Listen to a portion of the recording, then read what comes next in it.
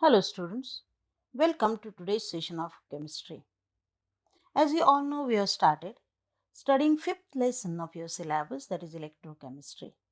Before starting today's session, let us just revise what we learned in the previous session. In the previous session, we learned about variation of molar conductivity with concentration in case of strong and weak electrolytes. We also learned an important law, that is Kohlrausch law of independent migration of ions. This law and its applications are very important as far as exam is concerned. Many times a question on this has been asked. Just we'll revise the statement. The law states that at infinite dilution, each ion migrates independent of co-ion and contributes to total molar conductivity of an electrolyte irrespective of the nature of other ion to which it is associated. That means both cation and anion contribute to molar conductivity of the electrolyte at zero concentration. Thus, we got one equation also, lambda 0 is the sum of molar conductivity of cation and that of the anion at zero concentration.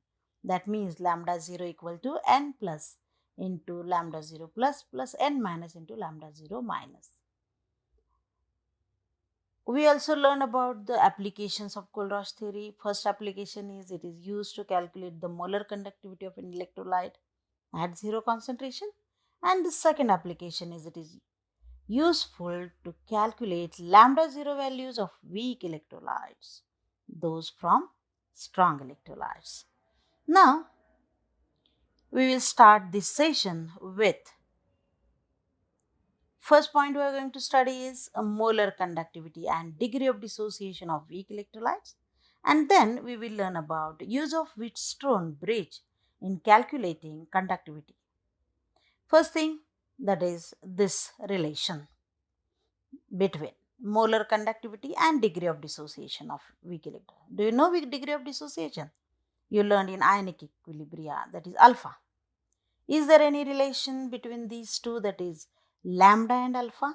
Yes, it is there. What is it?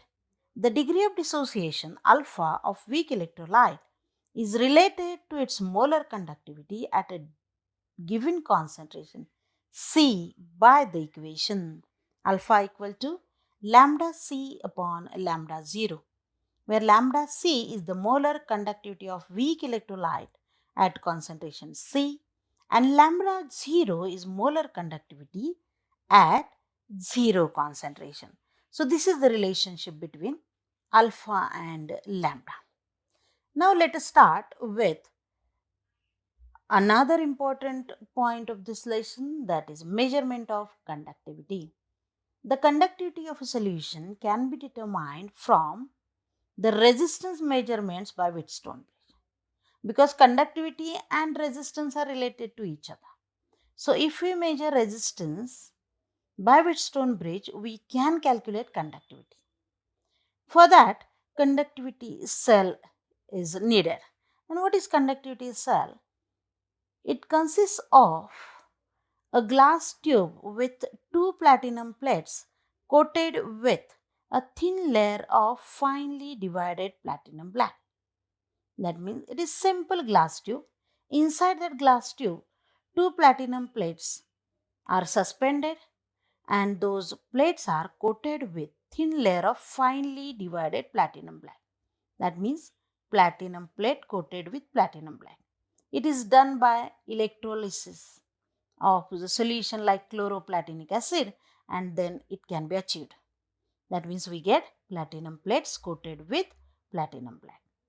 This cell is now dipped in a solution whose resistance is to be measured. That means suppose we have prepared a solution of any electrolyte and if we want to measure the conductivity, then first thing is to measure the resistance of that solution and then by calculation we can find out conductivity. So, this cell, conductivity cell, is dipped in the solution of a electrolyte whose resistance is to be measured. Now, look at this figure. This is conductivity cell and this conductivity cell, it is this one. It is dipped in the solution of an electrolyte of which resistance is to be measured. So this is conductivity cell. You can see here the platinum plates coated with platinum black, and they are kept inside the glass tube. Now, how it is measured, we will see it later. Before that, just look at the equation which we are going to use to calculate conductivity, and that we already have learned. Equation of cell constant. The conductivity of an electrolyte solution is given by equation 5.5, and it is K equal to 1 upon R into L upon A. Do you know the factors here? Where for a given cell, the ratio of separation is L. That means the distance between two plates. The ratio of separation is L between the two electrodes divided by the area of cross section A. That is L upon A of the electrode is called cell constant. That means we have equation K equal to 1 upon R into L upon A. Out of that, L upon A means cell constant. Cell constant. Then the equation will become cell constant is L upon A. Now use this value in equation 5.5. Then it will become K will become cell constant upon R. Now this cell constant is L upon A. Hence its unit will be per meter. How? Length is measured in meter and area in meter square.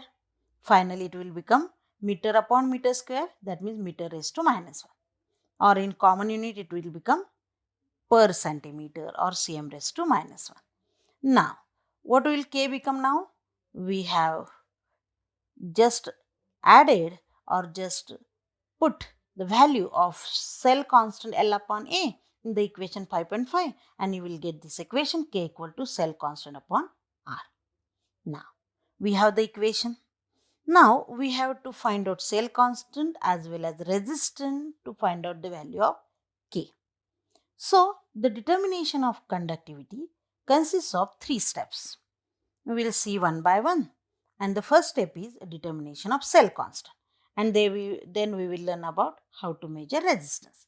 Now, cell constant is determined using 1 molar or 0.1 molar or 0.01 molar KCl solutions, as it is a constant. So, the conductivity of KCl solution is well tabulated at various temperatures. At various temperatures, conductivity of KCl has been calculated. It is kept in one table. That means it is known. The resistance of KCl solution is measured by Wheatstone bridge. That means cell constant we know of KCl. Now we have to find out the resistance of KCl solution. It is measured by using Wheatstone bridge. Do you remember Wheatstone bridge? It is there in physics textbook. Just you have been introduced with Wheatstone bridge in the 11th standard itself. Now, we will use that Wheatstone bridge. How? Let us see. I am going to show you one figure. In that figure, AB is the uniform wire and Rx is the variable known resistance placed in one arm of Wheatstone bridge. So, let us see the figure. This is the figure. This is Wheatstone bridge. It has this AB wire which is of uniform cross section area, and Rx, this Rx is known resistance. Rx, what is? It is the variable known resistance. It is placed in one arm of the Wheatstone bridge. The conductivity cell containing KCl solution of unknown resistance is placed in another arm of Wheatstone bridge. In this arm, another arm, this conductivity cell dipped in the solution of KCl of which resistance is not known or we want to measure by using Wheatstone bridge is kept in another arm of Wheatstone bridge. So this is Wheatstone bridge where AB is the uniform cross section area having uniform cross section area wire. Rx is the resistance which is known. This is placed in one arm, and in another arm resistance which is to be calculated. that is kept. Now, how to measure? About other factors then? Here D, you can see D. D is current detector. It shows you deflection and hence we can measure the current. So D is current detector. F is the sliding contact that moves along it. F is the sliding contact shown by arrow. It moves along the wire AB. AC you can see here below AB. AC is the source of alternating current. So this is the arrangement of measurement of resistance. Now, the sliding contact is moved along AB until no current flows. What we have to do? That sliding contact is moved along AB until no current flows. The detector D shows no deflection. At that point, we have to stop. We get null point. Suppose it is at C.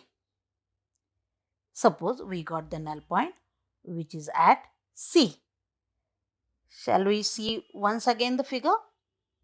The figure is like this. Suppose this sliding contact F is moved along the wire AB, and suppose at point C we get null point. That means at that point when the sliding contact comes, D shows no deflection. So we got one point D, and that is called that is called null point.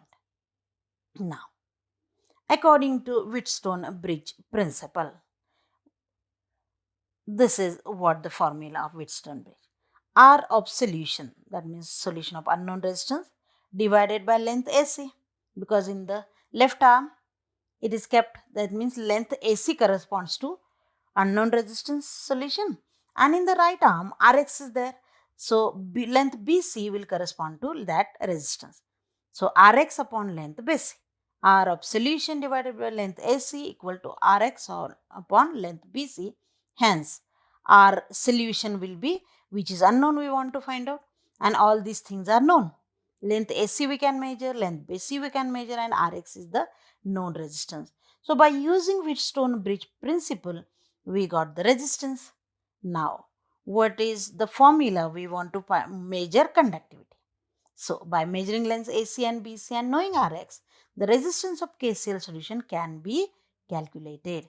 The cell constant is given by equation 5.14 we just have seen, and that equation is K equal to cell constant upon R.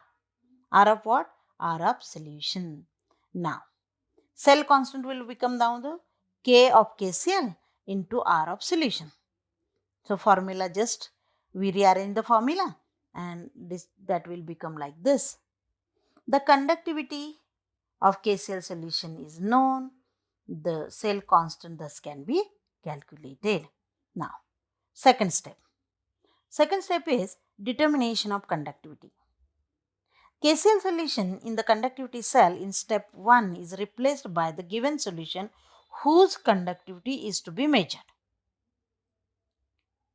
Now, if we take another solution, now that KCl solution is replaced by another solution, its resistance is measured as described in first step by using Wheatstone bridge. The conductivity of given solution is then calculated as K equal to cell constant upon R of solution. Cell constant already we know. So just by putting the values, we will get K. Now, by knowing K, we can calculate molar conductivity as well, because we know the relation between molar conductivity and conductivity. So, molar conductivity can be calculated by using the value of K we got here.